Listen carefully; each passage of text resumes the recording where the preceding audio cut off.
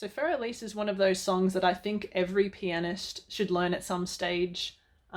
It's good for sort of the later beginner to intermediate player. I wouldn't say it's the very first song that I would recommend learning, but it is definitely one that you can teach yourself with a little bit of guidance. So my sheet music here has got some finger annotations in there. It's got the dynamics, pedal markings and things like that. And then at the very end, I've just got a bunch of notes. So just like little pointers and definitions and things. But what I want to do first is actually go through all of the sheet music in its entirety and tell you what each part means, give you a couple of pointers, so you kind of know technically and theoretically what you need to do, and then go through the practical part where I'll do the right hand by itself, show you the technique, the hand shapes and things like that. I'll show you the left hand, and then I'll put it all together for you.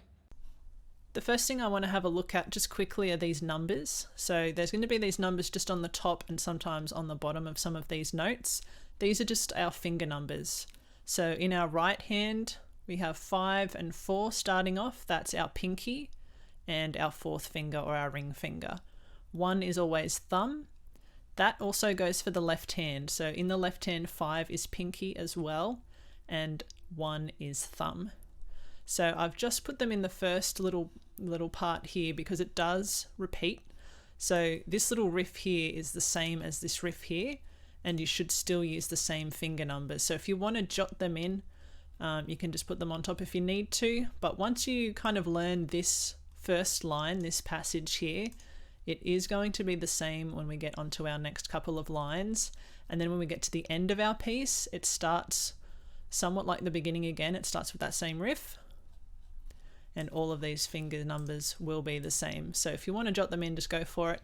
But I just put them on the first bit just so they don't kind of get in the way. Sometimes it gets a bit overwhelming when there's a lot of lines and there's a lot of markers and dynamics and finger numbers everywhere. It makes it a little kind of cluttered, a bit hard to see what you're doing sometimes. So feel free to write in anything you need.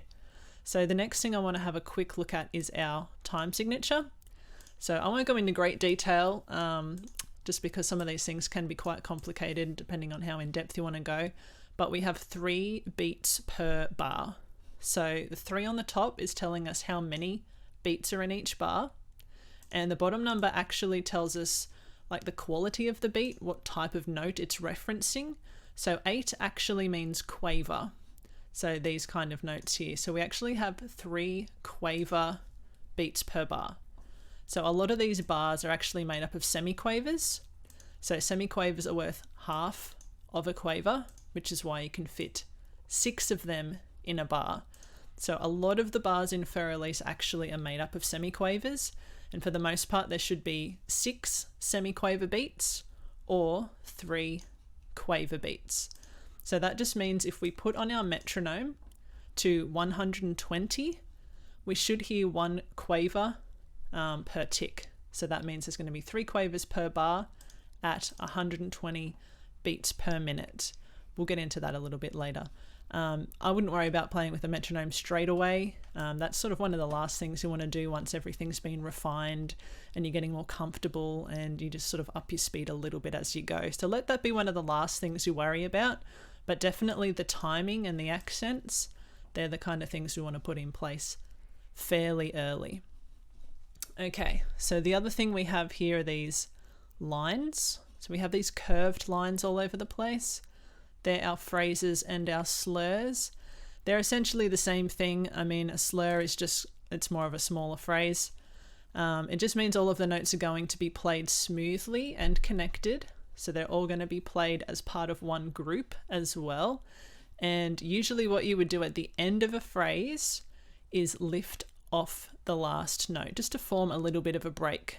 But in this piece we do have a bunch of these rests that pop up in between each phrase anyway, so it does kind of give you that opportunity to lift your hand, because we do actually need to move our hand a bit to get to these other little slurs. To get to these little groups you do have to move your hand, because your thumb is actually going to be starting each group. So all we want to do is play all of these notes really smoothly, then we lift our hand. These all play smoothly as a group, little break. These all play smoothly as one group, and then a break.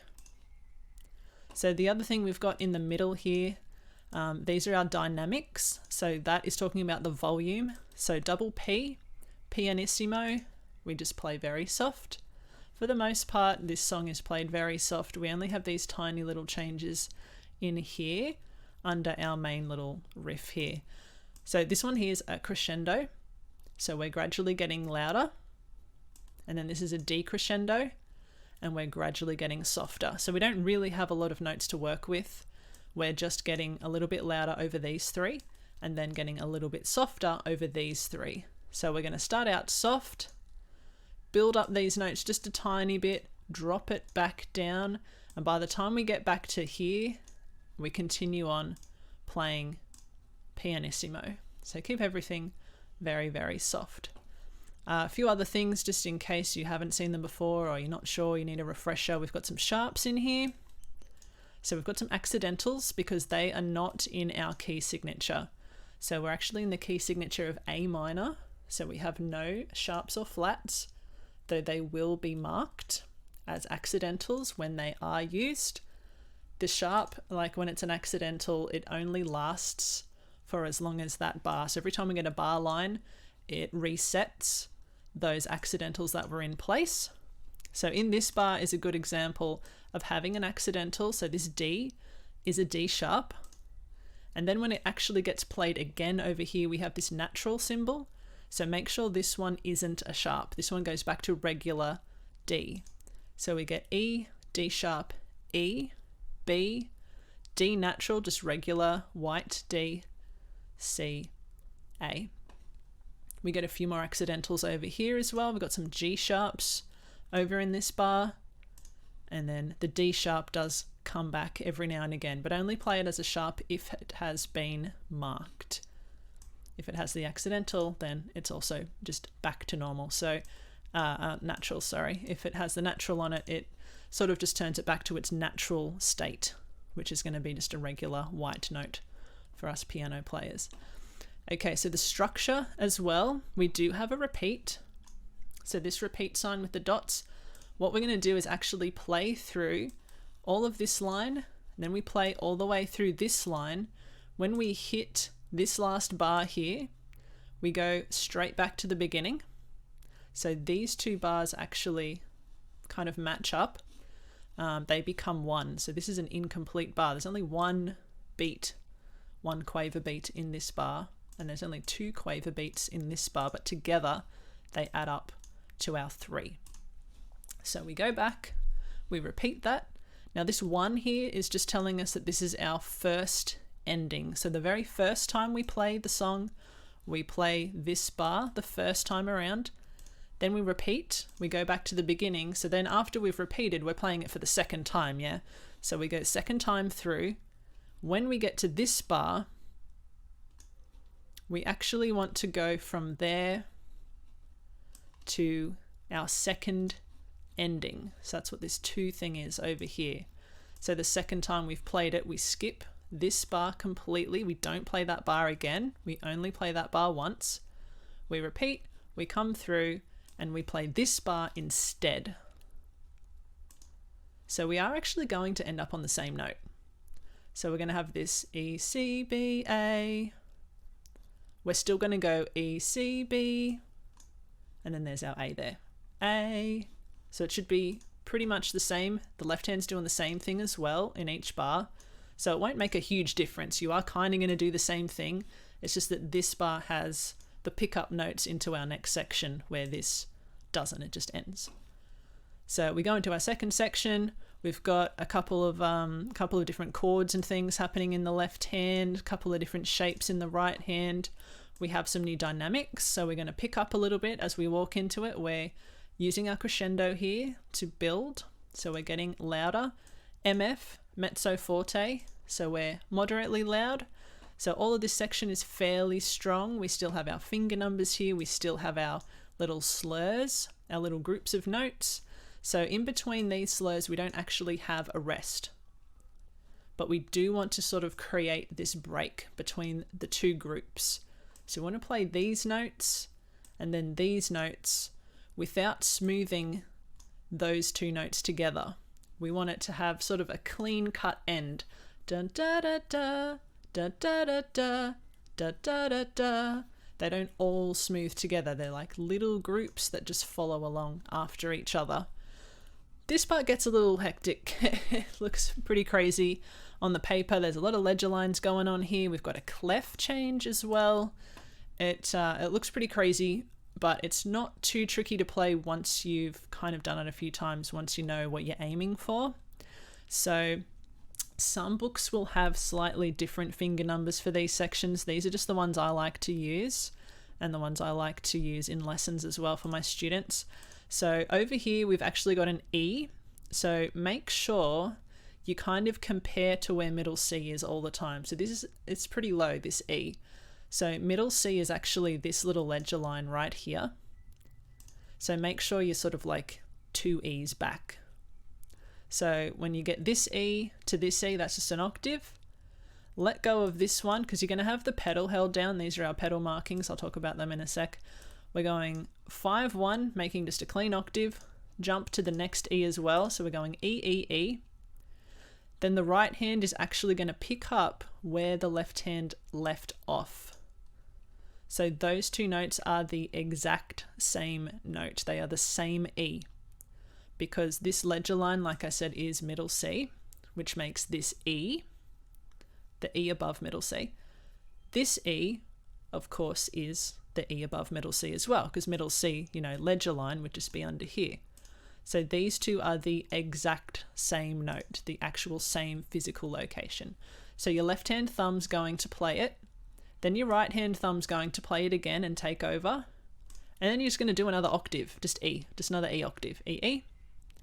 Left hand has now turned into treble clef. So you're still going to use your left hand for this. Now these two notes, E, E, are the exact same notes as these two. So they're still E on the bottom line there. That's still the E near middle C. Then you're just doing an octave to the next E up, same as what you just did here. So your right hand's going to do it. Thumb, pinky. Left hand kind of hovers over the top. I'll show you in the other video how to sort of get a good technique with this kind of thing. Left hand's going to take over, pinky to thumb. Then we've finished on this E. We've left off on this E, so the one after, sort of the middle C one. Right hand is going to play the same exact note again, so it's going to pick up where the left hand left off. So your thumb is going to play that in the left hand. Then your right hand thumb is just going to take over again and play another octave. So that's also an E, way up there. Another octave, and then the left hand is going to come in just near that E, that second last E that we played, to do just like a little semitone. So we've got D sharp E, 3-2, so middle finger pointer. Right hand, exact same two notes, but we're just going to play them 2-3. Left hand plays those same two exact notes again, 3 and 2. So you're just kind of taking the notes off the opposite hand. So you're going to go left, right, left. Right takes over, but we want to kind of transition into our other hand position. So use your fourth finger on this one, because we want to create like an A minor hand position so we can do the rest of this riff. So I usually just use 2 and 3 on here, just because it's easier to get your hand out of the way and get your left hand sort of back in. If you use 4 and 5 over here, it can get a little bit cluttered and messy, and they're not going to be your stronger fingers anyway. So it's easier to slip in and out using your kind of more dominant fingers, 3 and 2 and 2 and 3. Right hand takes over, and then you're just back to the beginning again. So we're just doing that first section of the piece, same fingers, everything else should be the same. We've also got this diminuendo, so we're just getting a little softer as we come through here. We're just backing off the volume a little bit, and then we make our way back to pianissimo, very soft, exactly like in the beginning. Got the crescendo, decrescendo thing as we go through there. The left hand, now we get this little tiny bass clef, as it's just kind of like a caution that says, in the next line, there's going to be a clef change. They just put them there early sometimes, just to kind of give you a heads up, because we were in the treble clef all the way through here. Now we're transitioning back to the bass clef. So we're going back to our regular position. So this is going to be like back to your A octave again. Right hand still doing the same thing. Use all the same fingers that were laid out in the very beginning of the piece. In that very first line, these are all the same fingers, all the same notes. The only difference is at the very end, we just put a little rit in there. So we get a ritardando. So we're gradually getting slower. Just at the end, we're just drawing it to a close, getting a little slower as you go, and then finishing on this A octave down here. So that's kind of the gist of the piece.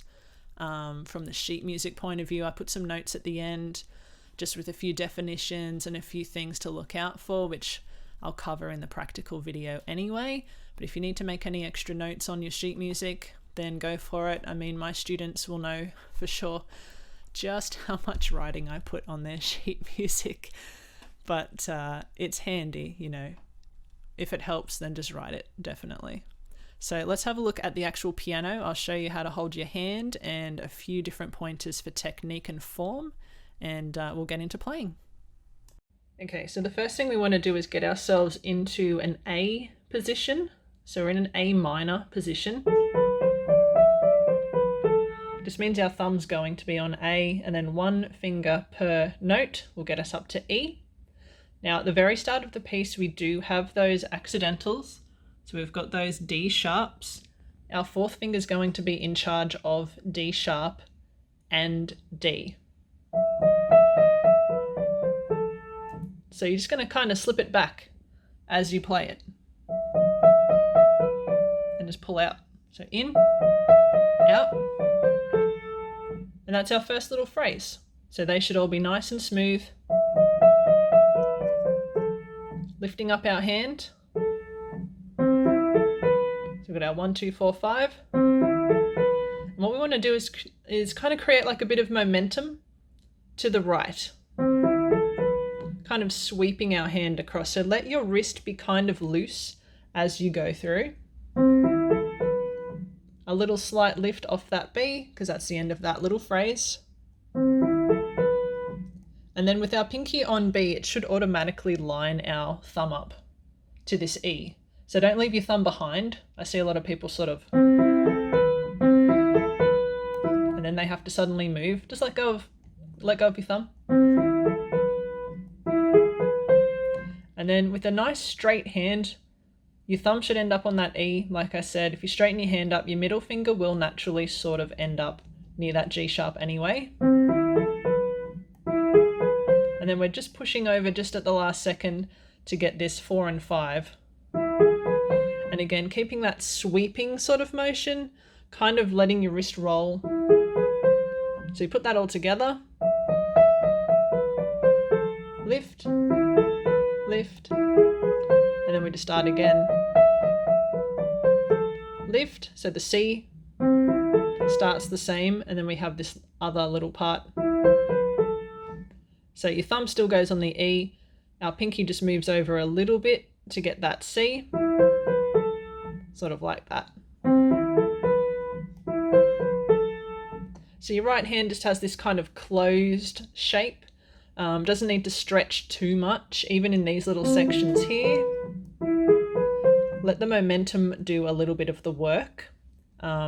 It'll sort of work for you a little bit in that you'll be rising up as you go, as you play each note, you'll be sort of gaining a little bit of ground, where if you leave the notes behind, they're going to kind of hold you back. And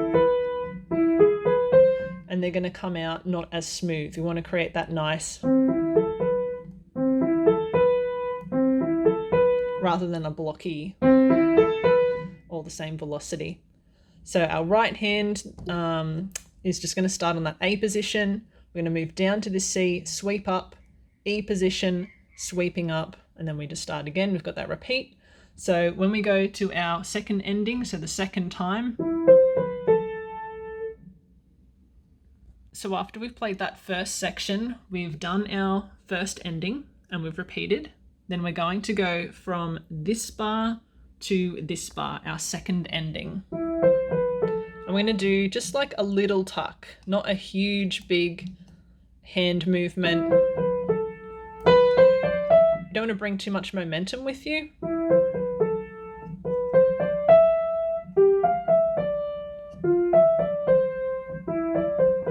So all we're kind of doing is just walking up in this first section. So we've ended here. So this is bar 8. We've got the little tuck. Thumb grabs the G. We're almost doing an octave. So what we're doing here is a 7th. They're just all in a row. Little break because that's our phrase. Just pop it over. Same pattern. Pop it over. Every time. So your thumb goes down 1 each. Every time. These 3 all in a row. So it's the same pattern.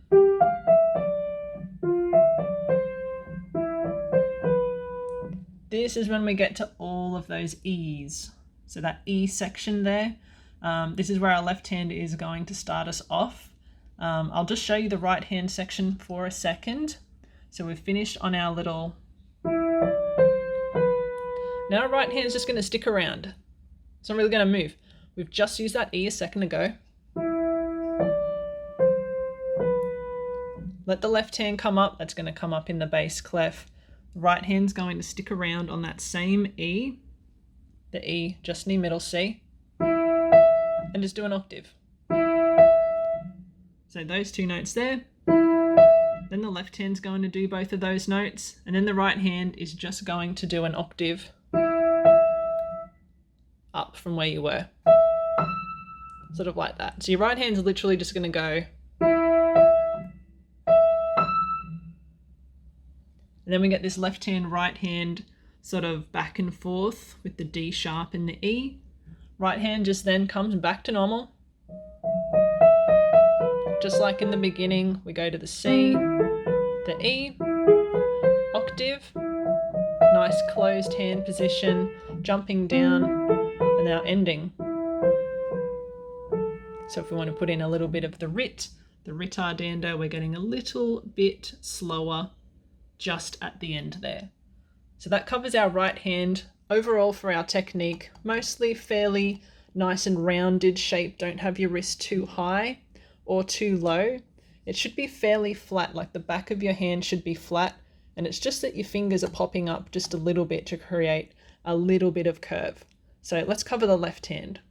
Our left hand's going to have a slightly different technique to it. There's a lot of more open shapes happening in the left hand. It does a lot more octaves. We need to sort of stay low. Don't hang off the piano. Don't bring your wrist up sort of too high and sort of try to make octaves that way. It really doesn't work. We want kind of a low wrist, a low center of gravity. Keep your elbow close to your sort of like your rib cage. Don't let it stick out too much. Just keep it kind of close by. If we make this A octave shape, and we have a pretty relaxed hand, if you don't have very long fingers, and an octave might be a little bit of a stretch for you, just get right back on the tips. You only need to just grab like this little corner with your pinky. As long as you can play it, it's all right. It doesn't need to be too loud or anything either, so you've just got to be able to scrape by. You get a bit more slack if you play a little bit further back there. Your thumb, again, it's just kind of on the edge. I'm not like in the middle, so make sure your pinky doesn't start like in the middle of the note. It makes your hand have to sort of make this awkward sort of bowed shape. It's not very natural, it's not very comfortable. We actually want to go for a bit of a flatter hand. Sort of like that. And make sure you let go of your pinky. Don't let it sort of hold you back. I am using the pedal as well. I'll talk about the pedal in a second. What we're doing is we're making this octave shape, and this finger, our pointer, it's just straight. It's just parallel with all of the flats and the sharps. Keep it really, really straight. It should land on the right note if it is straight and if your hand is fairly open and flat. You'll hit the wrong note if it goes off on an angle like this, or too far to the right. Dead center is where you want to go. And then we're letting go, making an E octave. And then we just want to do a little pivot. A little pivot. So I'm using my thumb as a little bit of an anchor to sort of start a little bit of a turn, and I'm just grabbing Again, just this edge, like the shiny part. Just grab the edge, don't go in too far. Makes it really awkward. I see a lot of people sort of like, and their elbow comes up, their hand goes up, everything goes all crazy. Keep it really low. You can use the E as a little pivot. Sort of like you want to work with it as the note comes up, sort of use that momentum to come up with it. And then we're back to A. So we've got our A octave, E octave, crossing over. And what we should get, if we do a nice little pivot onto that G sharp, if I pivot back nicely, I end up near that A where I want to go.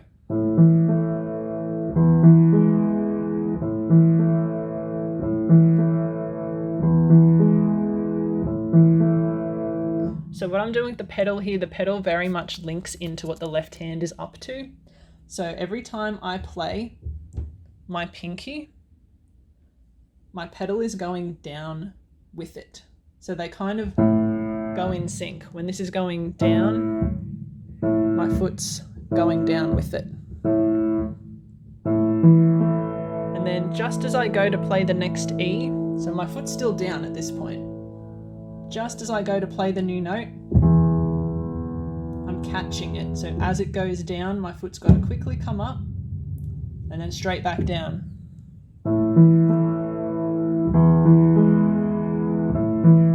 So I'll show you.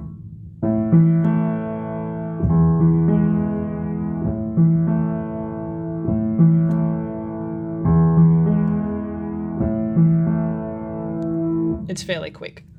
We just want to not lift it up too early or too late. If you lift it up too late, it's going to get very muddy.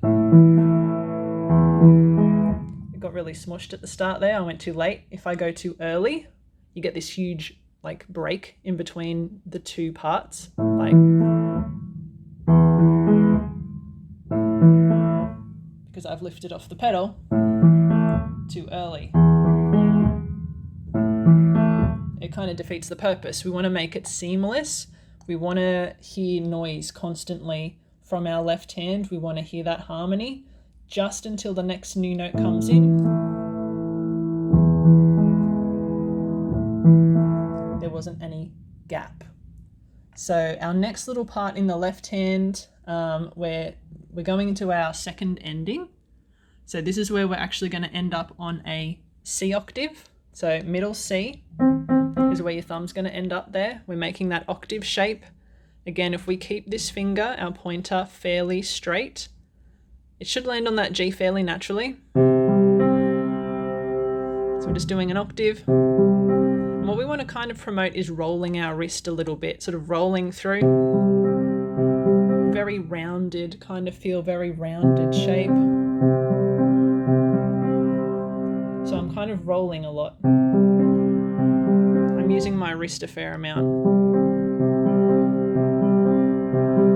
Rather than being really stiff or having your hand in too far or having your wrist up too high, it's going to upset the balance a little bit. So we've got the C1, and then we're just going down to the G, a G octave, and a little just cross. So it's not a massive thing. You're only jumping over like one note, so you don't need a lot of slack. Use the momentum. We've made an octave.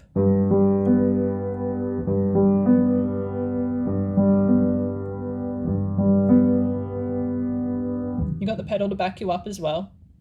Then we're just going to the A, the regular A like we've had at the beginning. And then this is where all the E stuff is about to happen. So that sequence, we've got the C octave, just nice and rounded.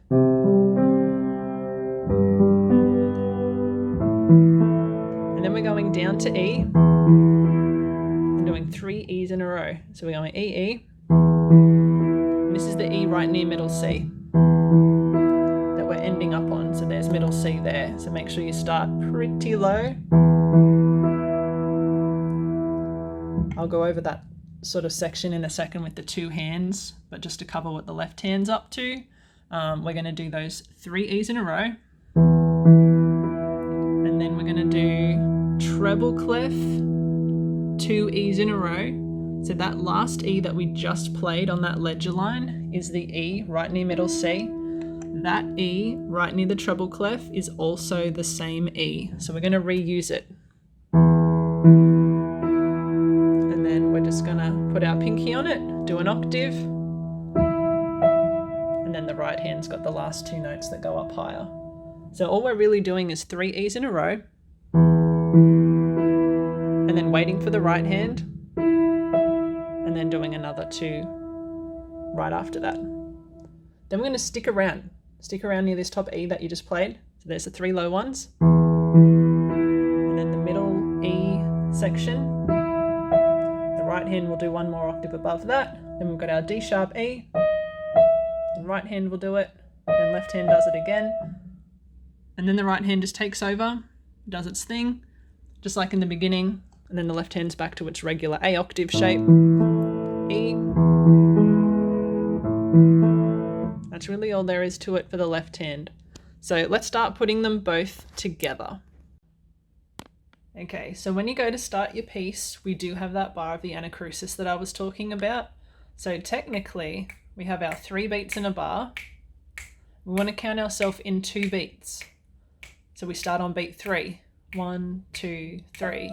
1, 2, 3. So don't murder this E. A lot of people start this piece and it's like, and the E just gets smashed. There's just way too many accents. The very first note that you play is actually supposed to be on the off beat. So the very first 2 notes you play are actually quite soft. The second E, that's where the accent is. That's where the first actual beat is. And that's technically the first bar as well. These first 2 notes aren't in a complete bar. So bar 1 actually starts on that, you know, those 6 semiquavers.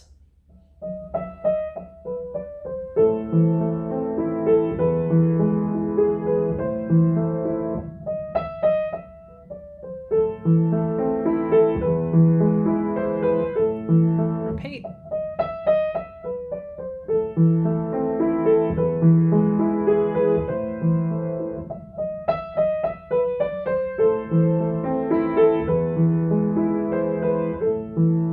That's our second ending right there.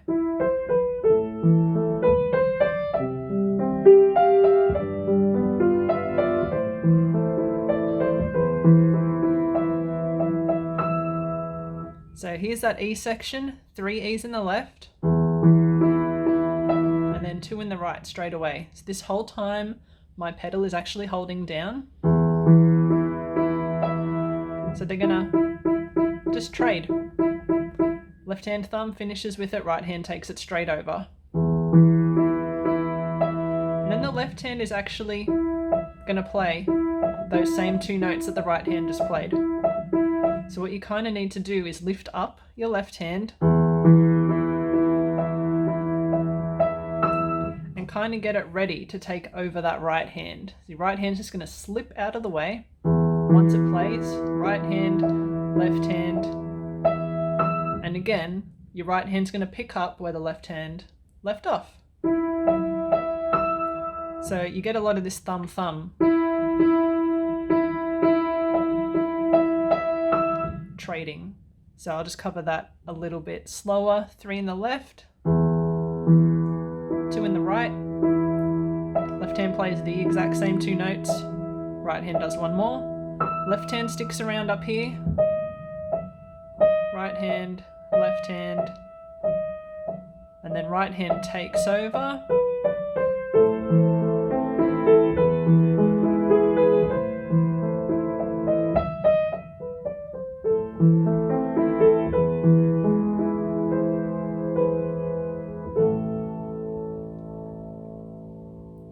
So with the dynamics, what we want to do with those little crescendo, decrescendo things, we start on the offbeat, which is already going to be pretty soft. And then we're just dropping it back straight away. Those first couple notes, crescendo,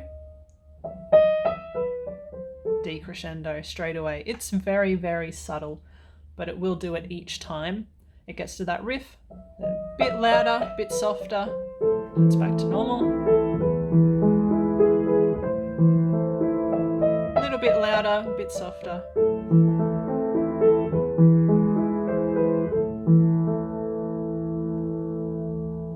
The other part with the dynamics is when we go into our second ending, crescendo. So we're going moderately loud, ease, get a little softer, decrescendo.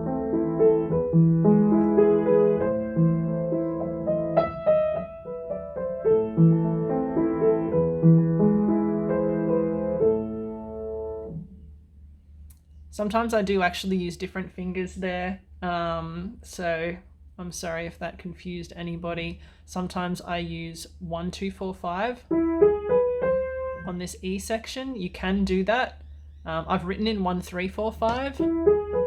It just tends to fit nicer. I find a lot of students just prefer that way.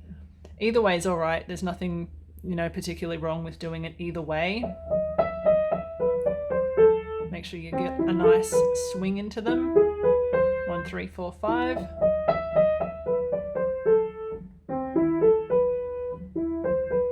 And just keep the momentum going with your right hand.